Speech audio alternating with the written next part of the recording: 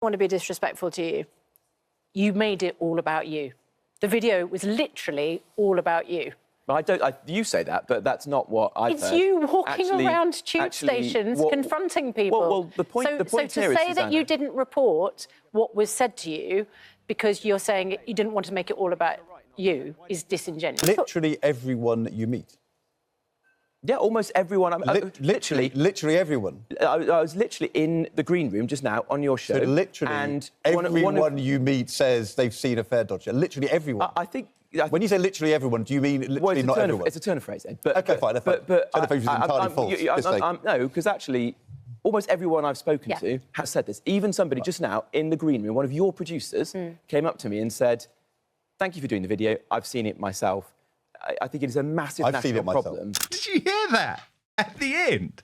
So after all that ranting from Ed Balls, trying to trap Robert Jenrick because he happened to use the word literally, did you hear Ed Balls at the end admit, "I've seen it too"?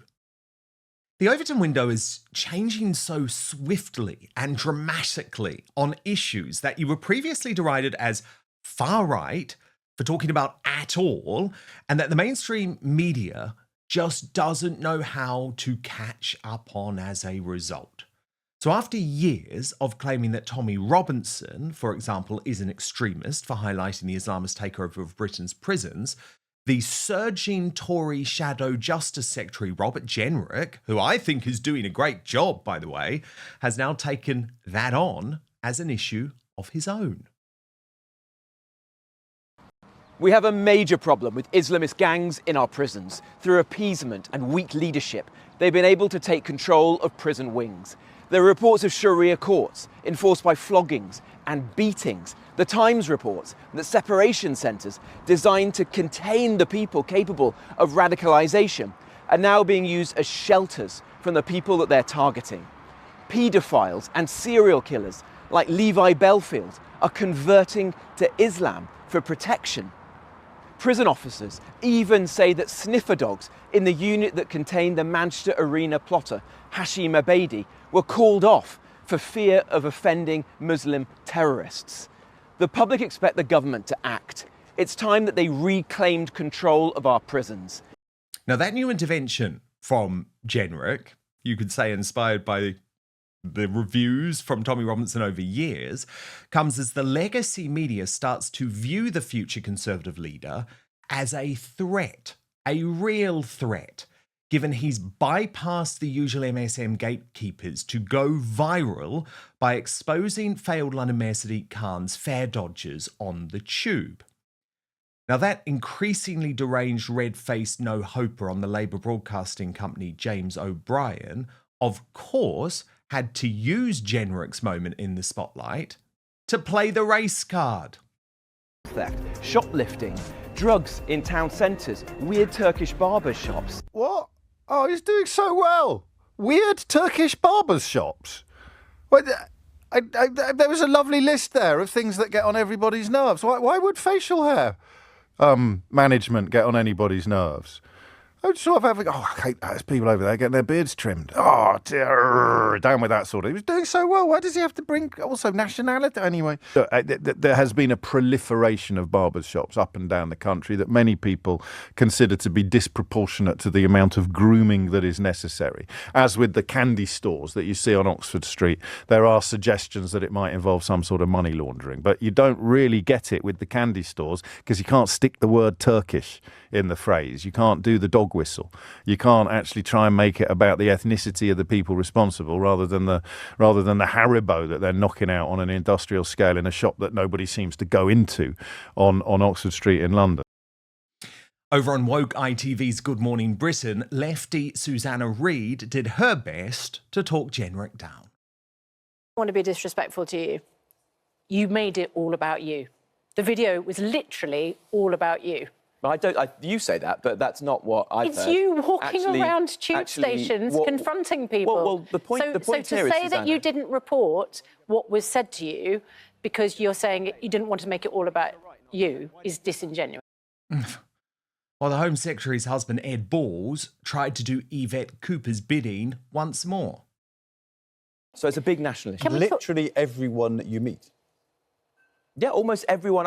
Literally everyone. I was literally in the green room just now on your show. So literally and everyone you meet says they've seen a fare dodger. Literally everyone. I think...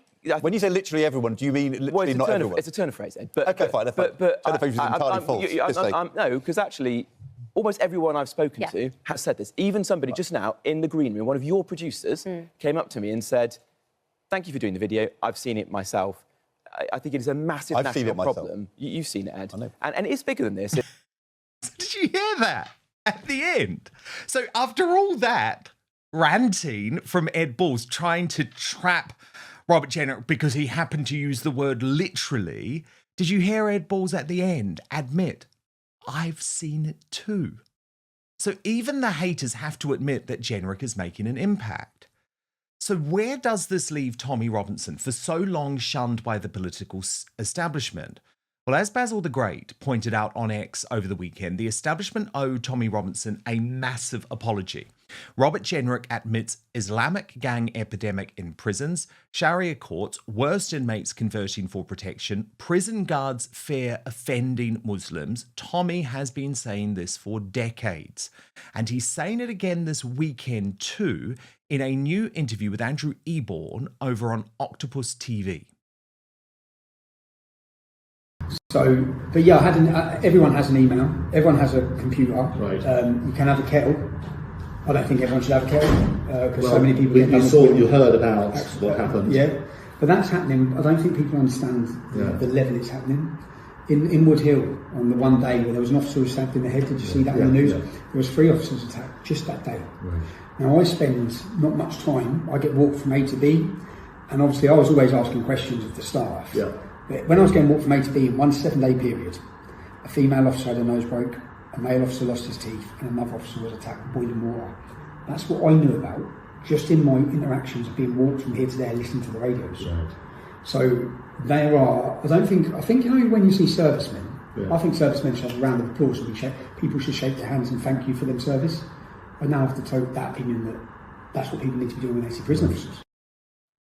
Now, in that interview, Tommy also addressed this ongoing criticism that he is far-right and racism, while talking for the first time since leaving prison about those direct attacks that were made on him by the Reform UK leader Nigel Farage while he was behind bars. They've managed successfully to tarnish me and make me toxic, which is now difficult for them, because they can make you toxic so long as they can tell people how to think about me. But then now I have my own platform, thanks to Elon Musk buying the free speech platform of X, and now I can let people can hear what I think and what I'm saying. So the misconception is I'm not far right, never have been, never will be. The actual genuine far right despise me. The genuine racists despise me. But what's become so weak is we've given the term far right to anyone who disagrees with the communist Marxist open border policies of globalism. Right. Now, Elon's been supportive of you very publicly. What would you like to say to him? I'm forever grateful. I'm forever grateful that he has given opportunity for the people in this country to have a voice on both sides. It's not like he bought X and just get one side of political debate. It's for everyone, whereas before it was for one side, and that's it. So I think I've said many times, Elon will be remembered, I think, in history as the man that saved free speech. And in this country, it's been eroded, it's been taken, and the public have been fearful. And they wanted you to think you're part of a fringe group, when you're not, you're the mainstream. The majority of the British public want to defend British culture, want to celebrate identity, don't want to be made to feel ashamed of who they are, want their children to grow up in a safe and prosperous Britain, are against the Islamisation, against the rape gangs, or against all these things, but they want you to feel alone, and you're not alone.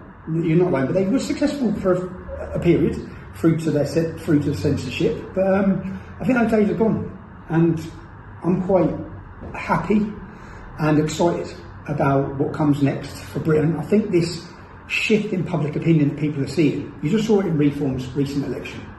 And I know there's been a lot that's gone on, certainly whilst I was in custody, with regards to Reform, Nigel Farage. I would just say that I want what's best for Britain. And I think Britain is primed for political revolution. That does not have to mean people attacking each other. Yeah. I don't.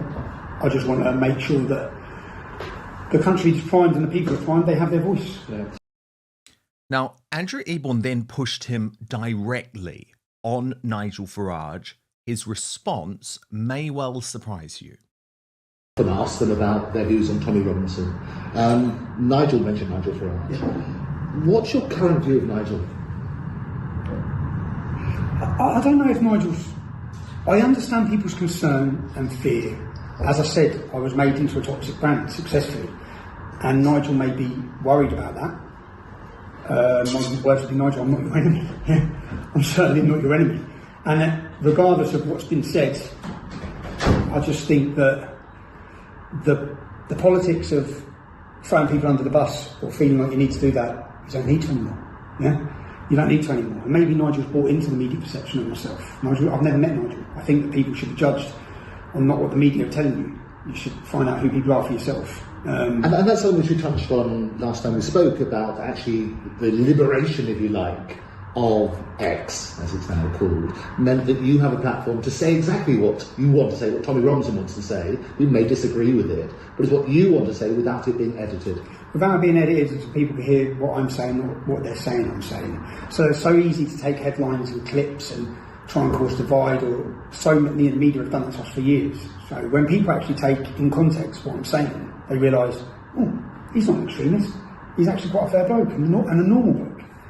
And I think that the country's ready for serious change. And I've been waiting, many in Europe have been waiting to see this. We've watched populism. I watched it first start in India under Modi. I watched Brazil, then we saw America with Trump, and we've seen other European nations it's happening. We've just been waiting. Britain needs this. And I've made it pretty clear, I want to play my part. I believe my skill and my part is to unite people in a fabulous cultural movement, and also to use journalism. I didn't want to be a politician. I didn't want to be a politician. I didn't want to be involved in politics. I was quite happy that there's a political voice for people, but just want to make sure that voice is true. That's it.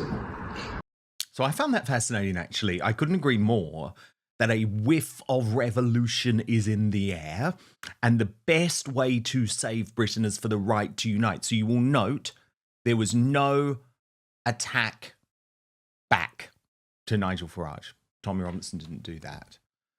Nigel has shifted the Overton window too on the invasion of the United Kingdom via the southern border, which saw more terrorists, rapists and murderers imported into our country in record numbers again this weekend, which is just absolutely horrifying.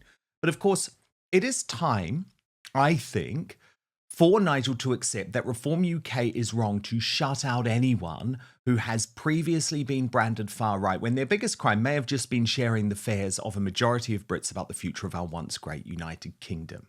The real enemy is the MSM. The MSM working with the political establishment and working with nefarious forces like Antifa to try and destroy Reform and Farage. Now, I've got to show you this fascinating exchange. It happened in Scotland today. Nigel clashed with the left-wing legacy media there, accusing the Scottish newspaper The Herald of leaking details of his press conference venue to enable Antifa protesters to gather outside. But first, if you're anything like me, you've spent so much time trying to find the perfect skincare treatments for your face, only to realise you've been neglecting the skin on your neck. But as I've got older, I've noticed that's a massive oversight because, of course, the neck is on display all the time, yet so many folk treat it as an afterthought in their routine. Now, so many women in our Outspoken audience will know that the skin on your neck is thinner, more delicate and less oily than facial skin, but what that means is it requires specialised care. I have to say, I was totally blown away by this brilliant product, Go Pure Tighten and Lift Neck Cream. Absolutely beautiful product, transforming the necks of women and some men. I can say some men too, me included, all across the globe. It is such a gorgeous product, and I saw a noticeable difference actually within weeks, and I know it can become a game changer for you too. Check this out as well. Outspoken viewers and listeners get 25% off Go Pure using the code DAN at checkout. Just head to gopurebeauty.com/Dan. Use the code DAN, that's DAN, and you're all set. Now, GoPure is a proprietary firming complex designed to visibly firm and smooth the skin on your neck and chest in as little as 2 months. And in a consumer study, 100% of users said their skin actually looked more supple. 97% noticed a firmer appearance, which is obviously incredible. It's also dermatologist recommended and cruelty-free, which I know is very, very important for many other animal lovers out there. Plus, with over 1 million jars sold, I think we can say that this beauty secret is no longer really a secret anymore. So tighten, lift and restore elasticity in your neck, because your skincare routine shouldn't stop at your jawline. Let me remind you of this incredible deal for Outspoken viewers and listeners today. 25% off GoPure using the code DAN at checkout. So just head to gopurebeauty.com/Dan. Use the code DAN, Dan, and you're all set. And after you buy, do us a favor. When they ask you where you heard about GoPure, tell them it was after watching Outspoken. But now, back to the show. Andrew Learmouth, it seems that you're involved with this group of protesters outside. No. Well, it's funny, isn't it, that you come and your newspaper also manages to have another one of your correspondents as a protest correspondent. So you knew more about this than we did. That's not true at all, Nigel. Sorry. Really? Absolutely not. So we have two reporters in Aberdeen. Well, thank you. Come on now. And they're both here. Very good. I've got two reporters going to Hamilton today as so well. Much money and so many staff. It must be remarkable. Do carry on. Just to be clear, we've Yeah. got a couple of reporters here as well. Have you? Right. Nobody had Right. just that. It's like No. had any... Absolutely. Well, no, fair enough. If you say that, I believe you. I don't know that you do believe me, but I didn't. But I don't know what I was going to ask. Yeah, well, let's talk about the protest. Well, this then. location was only sent to you guys. It wasn't put out on the public wires. We didn't put it out to our membership, and yet they knew. So it came from one of you. Well, people were tweeting about it. Oh, well, it's not. Anyway, carry on. Sorry. Well, let's talk about the protest, because I'm not entirely clear what you were accusing John Swinney of earlier when you talked about him inciting or his insightful language. What, are you saying that he's putting you at risk or something? What's? Well, he used the racist word, didn't he? You know, despite the fact, as I've pointed out, we have many members from all communities, some of whom are in very senior positions within our party. According to the experts, we got more BAME, if you believe in all this, more BAME voters in the last general election than the Liberal Democrats, and we get even more this time. We just want to live in a country where everybody is treated equally, everybody is treated on merit, regardless of race, sexual preference, or whatever else it may be. And as for outside, well, you know who they are. They're Antifa. At least half of them wearing face coverings, which I don't think should be allowed, do you? I just love that. OK, thank you very much, ladies and gentlemen. Thank you. Oh, I just love that. I love it. Vintage Nigel. Vintage Nigel. And so I think you now just have to imagine the power of a united movement on the right. To discuss this further, now it's time for the uncancelled interview. And I'm delighted to have with us for the first time great man Eric Kauffman. He is Professor of Politics at the University of Buckingham, author of Taboo, How Making Race Sacred Produced a Cultural Revolution. He is also director of a new centre for non-woke social research. This is so cool. And his conference on heterodox social science will bring together over 30 high-profile speakers, including Gad Saad and Matt Goodwin. So, Eric, so good to have you on Outspoken for the first time today. We will speak much more about your new projects later in the show. But I'm interested to see what you think about this change that seems to be happening in the mainstream media with our political figures. So obviously, we saw a few examples there. You've got Robert Jenrick being monstered by the woke on ITV for a clip that went so naturally viral over the weekend. You've got Tommy Robinson doing his thing in the independent media, and then Nigel really deciding to take on the mainstream media in Scotland. Do you sense some sort of major change going on, Eric? Thanks, Dan. Yeah, I really do. And I think the way to think about this is across the West, woke ideas, which really seemed inevitable. They were rising in the 2010s, peaked with the George Floyd moment. They seemed unstoppable. And then just in the last 2-3 years, we see, politicians like AOC and Pete Buttigieg removing pronouns from their bios. We see companies cutting back on DEI, obviously Trump, DeSantis, and others going on the offensive. And now the accusation, for example, of racism just doesn't carry the same weight that it does anymore. Even the top newspapers are no longer talking about racism and white supremacy the way they used to in 2020, 2021. So we have a whole cancellations way down. We have a whole bunch of evidence that a lot of the oomph has kind of gone from this movement. Doesn't mean that the true believers don't still truly believe, and Britain isn't America, but still, I just think they've lost confidence. And the point that I make in my Wall Street Journal article, for example, is that this isn't just about the last 5 or 10 years and turning back from a little detour on woke. President Trump, for example, has rescinded an executive order on affirmative action that is 60 years old, 1965.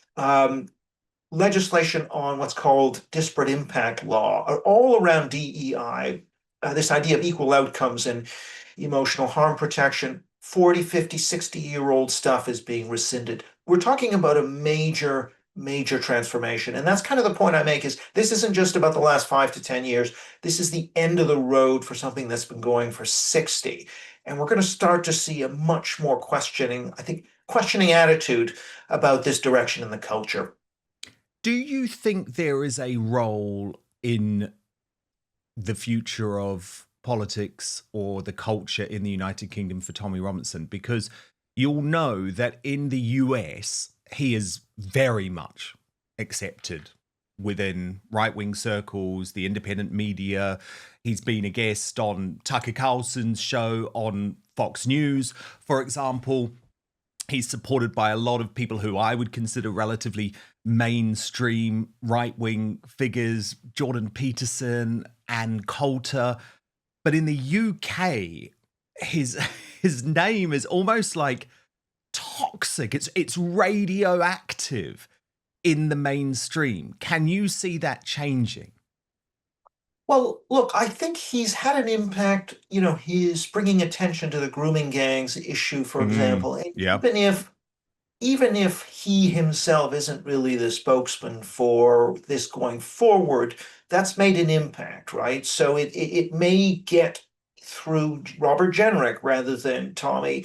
Now, I don't know. I can't say whether he's going to be rehabilitated enough so that he might wind up in number 10 one day as a guest. I don't know. But what I do know is that... Or as Prime Minister. Stranger things have happened, right? Yeah, I mean, I don't know. I'm not fully aware of all of his personal history. I mean, I just think there might be too many ghosts there for the average Brit. But I do think that it's not to say that the things he's drawn attention to have not made an impact, which I think they have. Yeah, it's very interesting. And then you've got Robert Jenrick, right, who I think is doing absolutely the right thing as an insurgent Tory.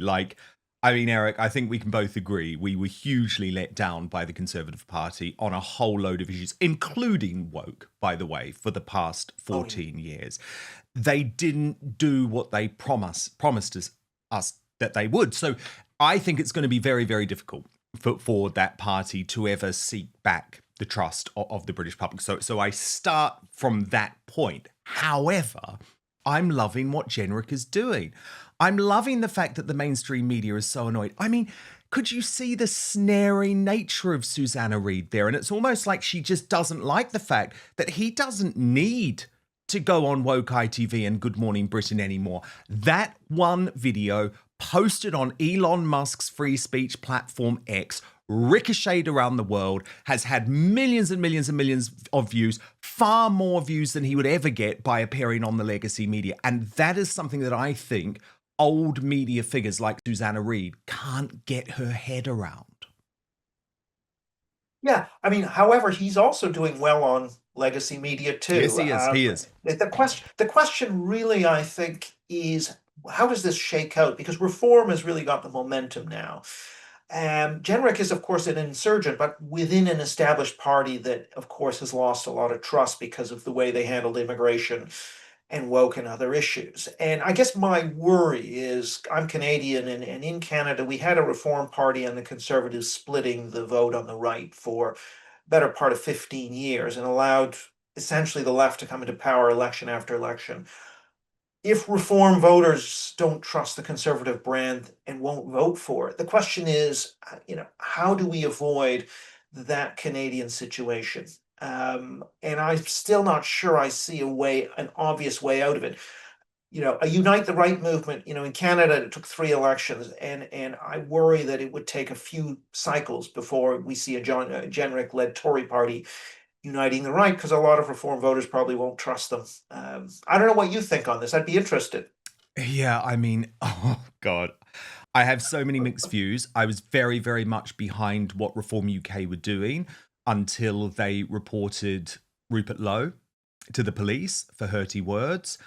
And for me, Eric, I'm not going to lie, it crossed a line of lawfare that I don't believe, especially a so-called Conservative party, a right-wing party, should do.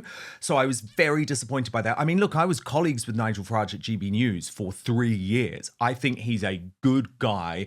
I don't really blame him for what's going on, but I'm also now concerned that Reform UK seems to be presenting itself as a party of the left as much as it's a party of the right. So I think there's still years to go, right, before this election. And I'm not prepared to be one of these people at this point who says our only hope is Reform UK. No. I think we need to have quite a lot of hope and quite a lot of different movements at the moment and see which one takes off and try and shift the Overton window on a whole load of issues, like, by the way, Rupert Lowe has done on the issue of mass deportation. So it's not simple, but obviously I do agree with you that our first past the post system does make it really difficult if there are 2 main parties of the right.